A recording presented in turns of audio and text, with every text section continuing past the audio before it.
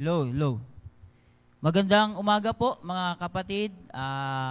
Good morning everybody. Kamusta po kayo? Ako po ay nagagalak na muli ay yung pagkakataon na ibinibigay ng Panginoon sa atin ay meron lagi.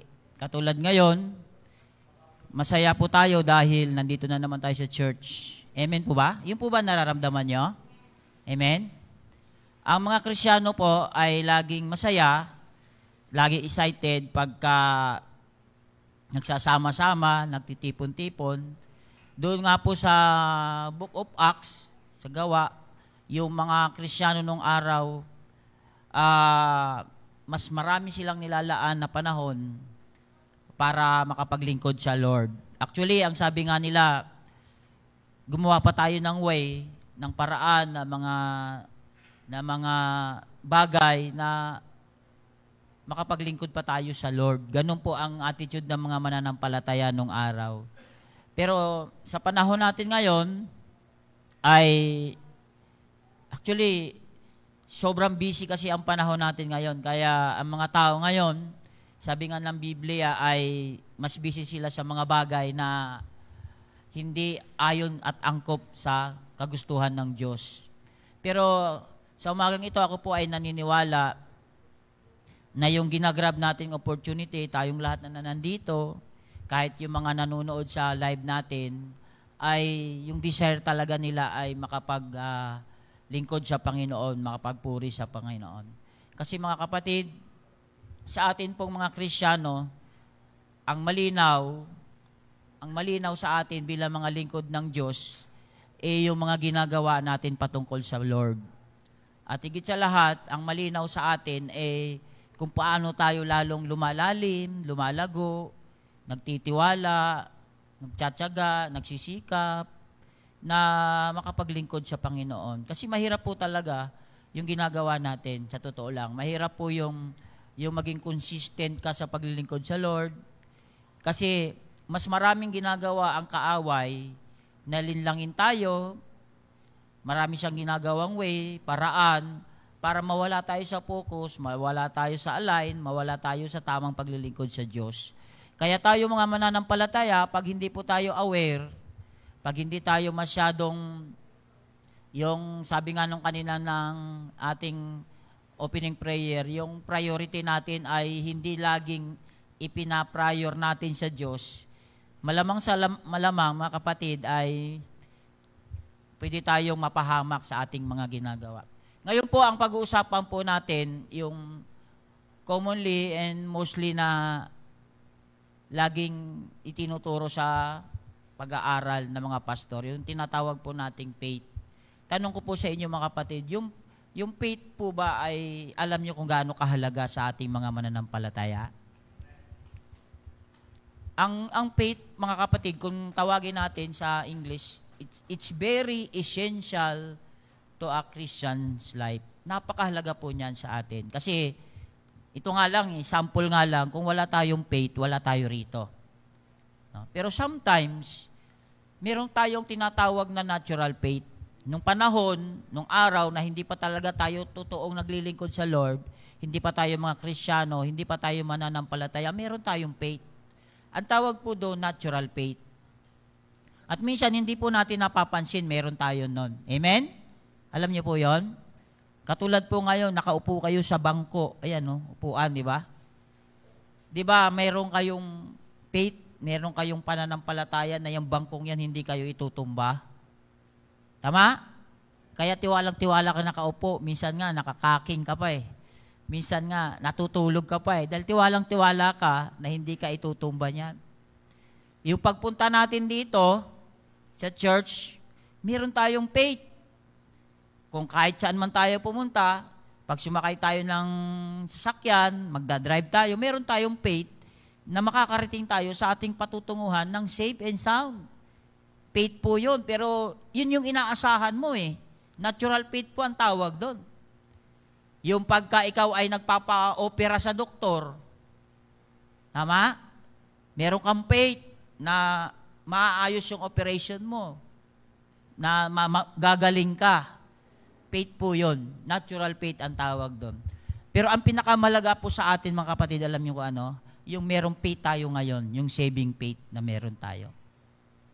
At yan ang dapat na mas pahalagahan natin. Yung saving faith, mga kapatid, yan po yung faith na leads us into salvation. Yan po yung saving faith.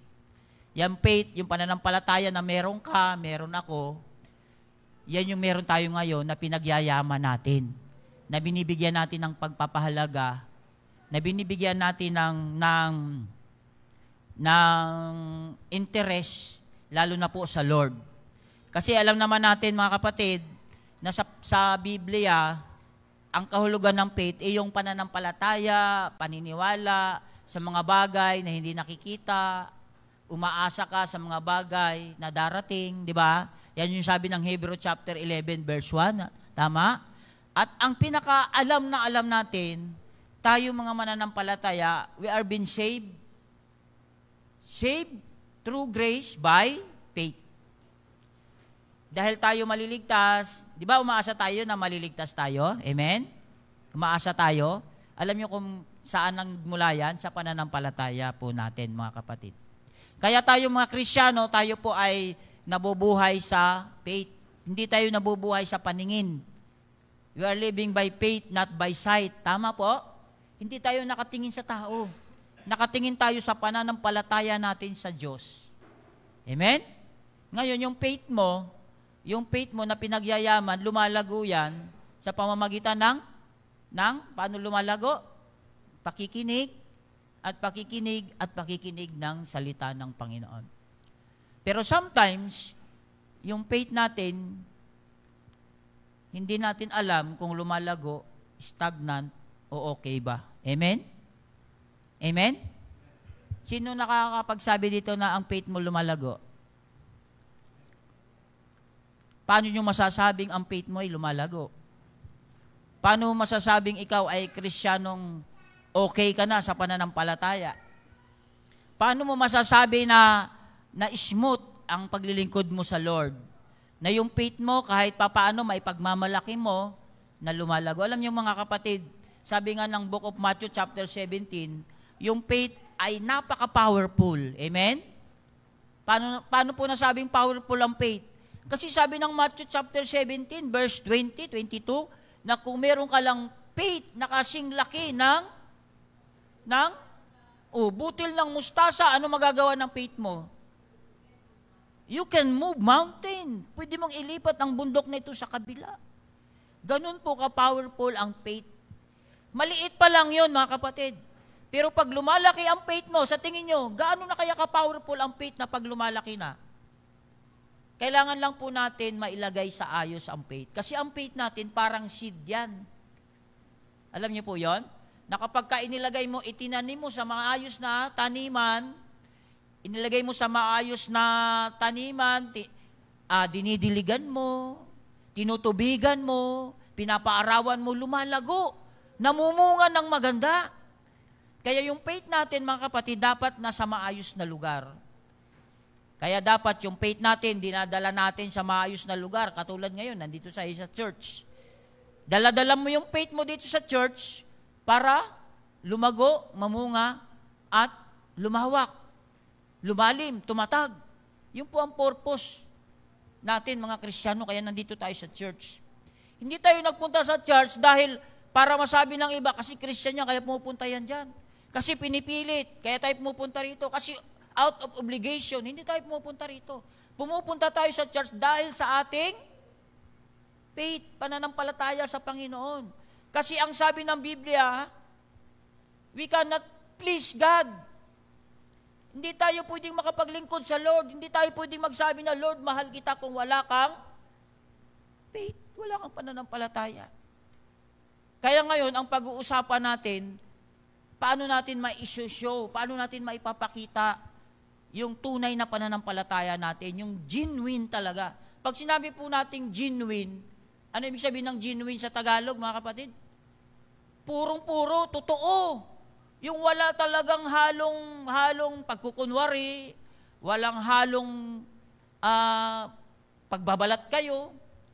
walang halong dublikara, yung totoo talaga yung faith mo. Kasi pagka meron kang genuine faith, ang naipoproduce po ng genuine faith, yung marunong kang magkaroon ng kusang palo, kusang pag-iisip, kusang paggawa. At minsan, pinakamahalagang naipoproduce ng genuine faith, yung pagpapahalaga mo sa mga bagay na patungkol sa Lord. Kaya ang pag-uusapan natin is about showing our genuine faith. Meron po sa Book of James, kung kayo po ay mahilig mag-study about the Bible, alam po ninyo na sa Book of James, chapter 2, meron po diyang 3 faith na ipinakita ang Biblia. Amen? Sino po nakakaalam? Sa mga nagbabasa ng Biblia, sa Book of James, si Santiago, ipinakita niya yung 3 klase ng faith. Amen? Naalala niyo na po? Sa Book of James, chapter 2, ipinakita ni James yung 3 klase ng faith ng isang Kristiyano. Ngayon, pag-aralan natin itong 3 klaseng faith na ito para malaman natin kung saan tayo sa 3 to.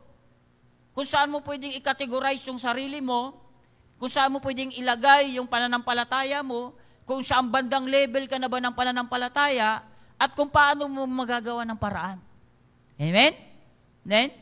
Meron pong 3 faith na pinakita si James. Tingnan niyo po ha. Pero bago yan, basahin natin itong sinasabi po ng Hebreo chapter 11 verse 6. Tingnan niyo po. Ang sabi ng Hebreo chapter 11 verse 6. Saan ba to?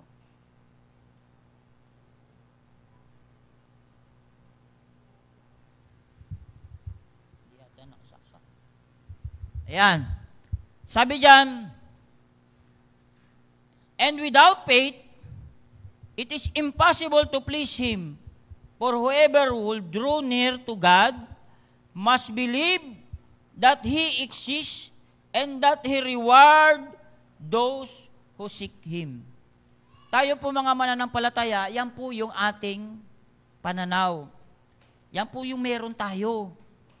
Na meron tayong faith, tayo po ay naniniwala na ang Panginoon ay makapangyarihan, na ang Lord nag-i-exist, at dahil sa ating paniniwalang yan, meron tayong reward. At yung reward na yan, yun yung inaasam-asam nating mga mananampalataya. Amen? Sabi po ng James, tingnan nyo, ito yung number 1, unang-una, 3 lang naman po ito eh. Tatlong klase ng pananampalataya.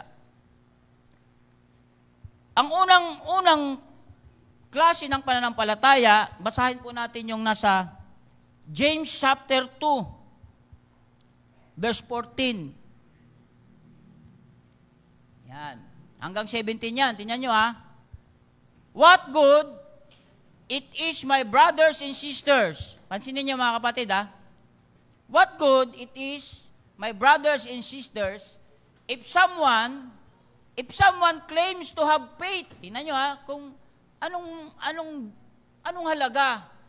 Kung ang isang Kristiyano, sinasabi niyang meron siyang faith. Sometimes we claim that we are a Christian.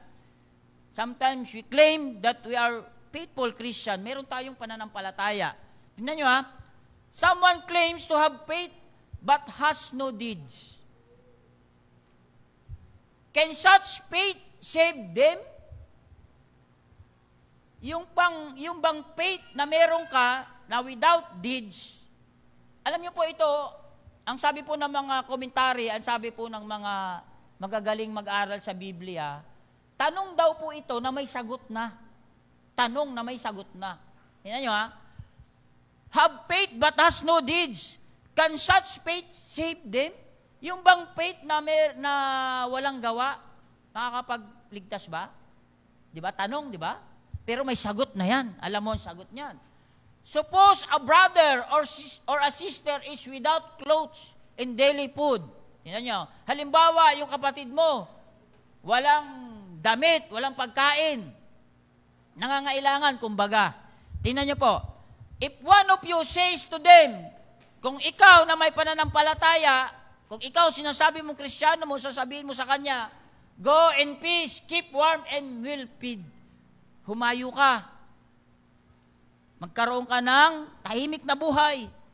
Pero hindi mo binigyan. Hindi mo tinulungan. Sinabihan mo lang, bahala na si Lord sa'yo. Ipagpe-pray kita. Tingnan nyo, ha? But does nothing about their physical need. Hindi mo binigyan. What good is it? Anong halaga nun? Kung meron ka namang kakayanang magbigay, tumulong, sabi mo, sige, ipagpe-pray na lang kita. Bahala na si God sa'yo. Gutom na yung tao, walang makain. Kailangan niya ng damit, nilalamig na siya. Tingnan niyo po. In the same way, tingnan niyo, faith by itself, if it is not accompanied by action, ano tawag yon? Ano tawag sa pananampalataya mo? Dead. Ang number one, ang unang klase ng pananampalataya, yung tinatawag nating dead faith. Marami pong mga Christian, ganyan. Maraming mananampalataya, ganun po ang attitude ng karamihan. Hindi naman po tayo ay nagko-convict, pero sometimes ganun po ba minsan tayo? Ha? Ganun minsan tayo na, o sige, pag-pray na lang kita. Pero kung meron ka namang kakayanang magbigay, tumulong, gumawa ka in action. Kasi kahit na anong sabihin mo, okay, powerful naman talaga ang prayer eh. Pero ang sabi ng Biblia, pagka ikaw may pananampalataya na walang gawa, patay yun. Walang silbi yun. Sabi niya, dead faith yun, mga kapatid. Yan yung tinatawag nating dead faith. Ang tawag dyan, mga kapatid, pananampalataya na puro ka lang salita. Faith mo, puro salita. Puro ka lang declared. Magaling ka lang sa salita, magaling ka lang magpayo. Pero yung action mo, hindi nakikita. Amen? Amen? In action, hindi nakikita. Maraming mga ganun, magagaling magsalita, magagaling mag-explain, mahuhusay magpaliwanag, maraming alam sa Biblia, matatalino. Maraming ganun. Pero ang pinakamalaga sa lahat, yung pagkilos, ang paggawa. Di ba meron po tayong kasabihan na nasa Diyos ang awa, nasa mananampalataya ang gawa. Kaya ang tawag po dyan sa kanila ay mga declaration Christian. Sabi po ng verse 14, tingnan nyo, balikan natin yung verse 14, tingnan nyo po.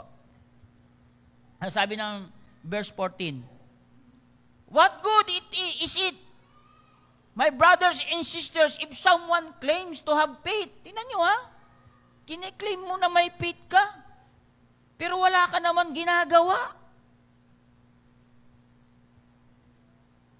Masakit man isipin, masakit man pakinggan, marami mga Kristiyano na walang ginagawa. Amen? Pero hindi po tayo yun, hindi tayo mga taga-Psalms, di ba? Kasi ang mga taga-Psalms masisipag po. Pero ang katotohanan, talagang marami mga Kristiyanong walang ginagawa. Pabanjing-banjing lang. Di po ba? Kikilos lang minsan pag kayong pinipilit, itinutulak. Parang napipilitan lang kumilos, gumawa. Pagka nai-assign sometime sa isang part, wala na siya magawa. Sasabi, sige na po, pastor, okay po. Pero deep in the heart and the mind, parang ayaw, parang nahihiya. Bakit ako? Mayroon namang iba. Ganun ba dapat ang attitude ng Kristiyano? Na yung napipilitan lang? Na walang kusang palo? Hindi ganun. Ang sabi ng Biblia, can such faith save them? Yung pananampalataya mo ba na walang kilos, walang gawa, Paano ka naman makakapag-save ng Kristiyano, ng mananampalataya, ng mga tao sa labas? Kung hindi ka naman humahayo, kung hindi ka naman nagsishare, kung hindi ka naman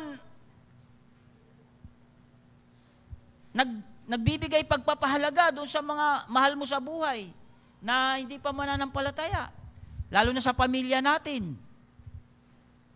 Tama po? Tama? Sabi niyan, suppose a brother or sister is without clothes and daily food. Oh, anong gagawin natin dyan?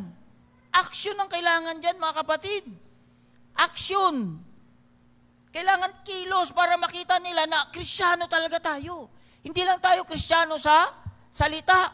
Hindi lang tayo Kristiyano na puro dada. Tingnan niyo po ang sabi ng Ephesians chapter 2, verse 8. Ephesians chapter 2, verse 8. For it is by grace you have been saved through faith. And this is not from yourself. It is the gift of God. Tama. Not by works, so that no one can boast. For, tingnan nyo for we are God's handiwork, created in Christ Jesus to do. Tingnan nyo ginawa tayo ng Panginoon para gumawa. To do works which God prepare in advance for us to do. Kasi, ina-advance tayo ng Lord dahil pagdating ng araw at ng panahon, yun yung gagawin natin doon kung saan man tayo mapunta. Yung inihanda ng Lord sa atin. Hindi tayo hinandiwork ng Lord para magpabanjing-banjing lang dito, para walang gawin. Hindi tayo hinandiwork ng Lord para magkaroon ka lang ng faith, pero walang gawa. We are created by God to do good works. Ano ba yung mga good works? Ano yung pinapagawa ng Panginoon? Ano pinapagawa sa atin ng Lord? Ano ba yung mga obligasyon? Ano ba yung mga responsibility ng isang mananampalataya? Marami yan, mga kapatid. At alam natin yan, itinuturo ng Biblia yan. At number 1 yan, ang ating paglilingkod sa Panginoon. Tandaan niyo po, ang ating paglilingkod sa Lord, other than God, other than serving God, yung ating pagmamahal sa Diyos, maliban doon, ang pagmamahal natin sa kapwa. Yan yung number 1. Yan yung way para makamtan mo yung promise ni God. Yan yung number 1 priority ng mga Kristiyano, yung loving others. Yung pagmamahal sa ating kapwa. Pagmamahal sa kapatid mo. Pagmamahal mo sa kapwa Kristiyano mo, yan yung number 1 talaga. Yan yung part ng paglilingkod natin. Pag wala yan, walang silbi, walang kahulugan ng paglilingkod natin. Kahit sabihin mong mahal mo si Lord, kahit sabihin mong mahal ko si God, mahal mo nga si Lord. Ang sabi ng Lord, mahalin mo rin yung kapwa mo. Ang minahal mo lang si Lord, yung kapwa, hindi. Hindi kumpleto, hindi tama, hindi ayos. Hindi ayos yung paglilingkod natin sa Panginoon. Kasi sabi ng Biblia, for we are God's handiwork, created in Jesus Christ to do everything that God has telling us. Yung inuutos ng Panginoon, yun ang pinapagawa niya sa atin. Meron bang mananampalataya na naging Kristiyano ka, na faith ka lang meron, na hindi ka gagawa? Meron bang ganon? Pansinin niyo po, pag magtatrabaho ka, di ba kailangan mong kumilos? Kailangan mong gumawa para kumita ka? Tama? Sa paglilingkod natin sa Lord, empleyado tayo ni Lord, kailangan din natin kumilos. Kailangan din natin gumawa. Kailangan natin tumulong. Kailangan natin mag-effort, mag-sacrifice. Hindi tayo puro declaration, hindi tayo puro salita.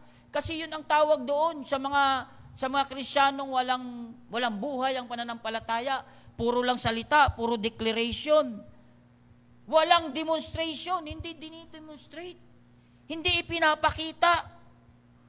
Tingnan niyo po, sabi ng 15, verse 6 hanggang 16. Balikan natin yung 15 hanggang 16.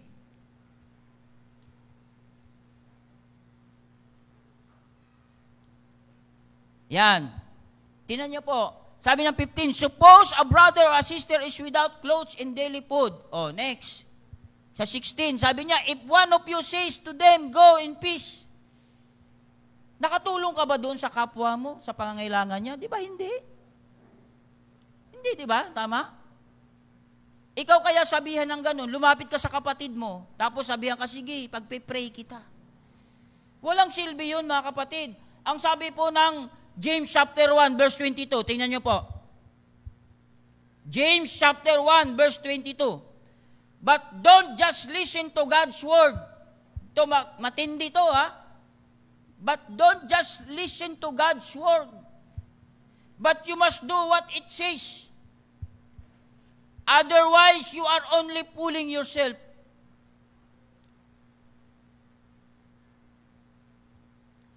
Okay po yung nakikinig, okay yun.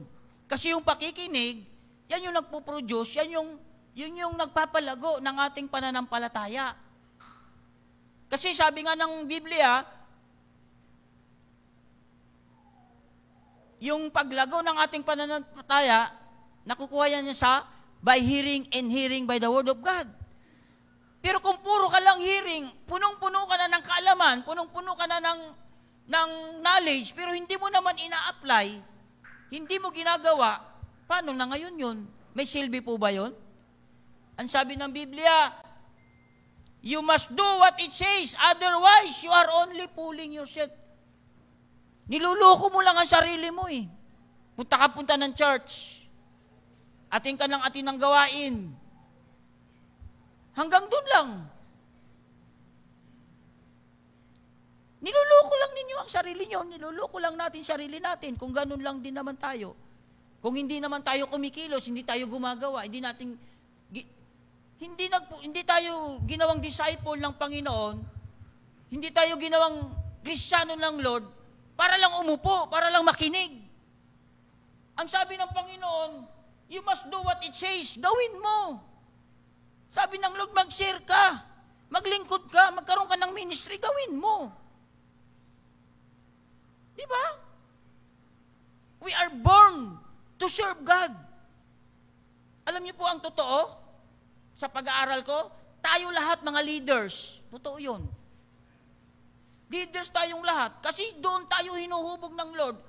Ang Panginoong bumuo siya ng leaders, 12 disciples. Ginawa niyang leaders yun.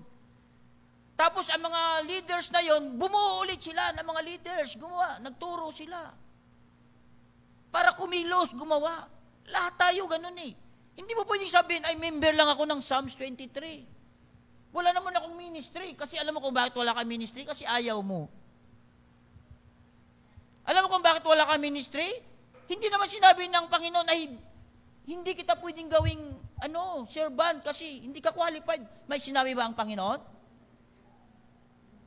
Walang pinipili ang Diyos. Ang tinitingnan ng Panginoon, yung puso mo, yung isip mo kung willing kang maglingkod sa Lord. Yun ang tinitingnan niya.